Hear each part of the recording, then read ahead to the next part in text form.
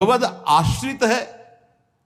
एक बार ये चलता रहता है, जो संत जन होते हैं उनके विरोधी अपने आप बन जाते हैं, किसी से कोई मतलब नहीं, अपने आप विरोधी बन जाते हैं। कबीरदास जी का पूरी काशी में यश था। भजन करने वाले महापुरुषों का यश बढ़ता है जब, तो जो भजनहीन होते हैं उनके हृदय में जलन पैदा हो जाती है और वो उनको विविध प्रकार से फंसाना चाहते हैं, उनको कष्ट देना चाहते हैं। तो कबीरदास जी के यश को धूमिल करने के लिए कुछ ब्राह्मणों ने एक रचना रची, मुड़ मुड़ा के कबीरदास जी के शिष्य बन करके पूरी काशी के सब आश्रमों में निमंत्रण दे आए। कल भंडारा है, संत सेवा है, सबने स्वीकार किया। कबीरदास जी अपनी दिनचर्या करके निकले तो संत मंडली आने लगी। बोले कै बजे सेवा है? साधु सेवा। बोले कौन सी साधु सेवा? बोले कल आपके शिष्यजन निमंत्रण दे के आए, पूरी काशी के सब संत आ रहे हैं। कबीरदास जी ने कहा यहाँ तो एक की भी व्यवस्था नहीं, पूरी काशी के संत आ रहे।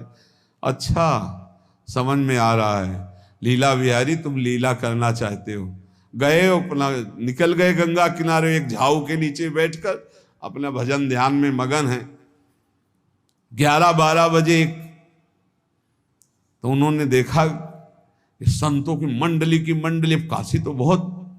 कबीरदास जी ने देखा कि आश्रम की, तो बोले पता नहीं क्या होगा, चलो चलते हैं। तो ऐसे गमछा वस्त्र करके ऐसे डालकर मुंह ढक करके, वहां बड़ी बड़ी पंगत लगी थी। कबीरदास जी सबको पाओ जी पाओ।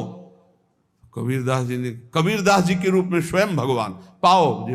कबीरदास जी ने कहा अच्छा, जब स्वामी परस रहे तो हम भी बैठ के पा ले। तो जब उसी पंगत में बैठ गए अपना कपड़ा ढक करके, और जब मोहरे की दक्षिणा दे रहे थे सब लोग कि वाह कबीरदास जी ने आज तो साधु से। सबको जब कबीरदास जी के सामने आए तो ऐसे मुंह ढके, बोले देखो जो मेरा होता है उसे मुंह छुपाना नहीं पड़ता, मुंह ढकला नहीं पड़ता।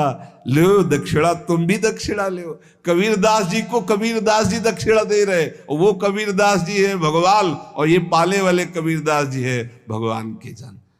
कभी भगवान अपने, अरे जमाने जोर लगा ले, कितना जोर लगाएगा, भक्त और भगवान का झंडा कभी न झुकने पाएगा। बिल्कुल चिंता शोक भय उद्वेग रहित जीवन भगवद आश्रित। तुम भगवान के मंगल विधान में सदा सर्वदा प्रसन्न रहो। अब ये विचार कर लो कि भगवान जो करेंगे तुम्हारा मंगल करेंगे।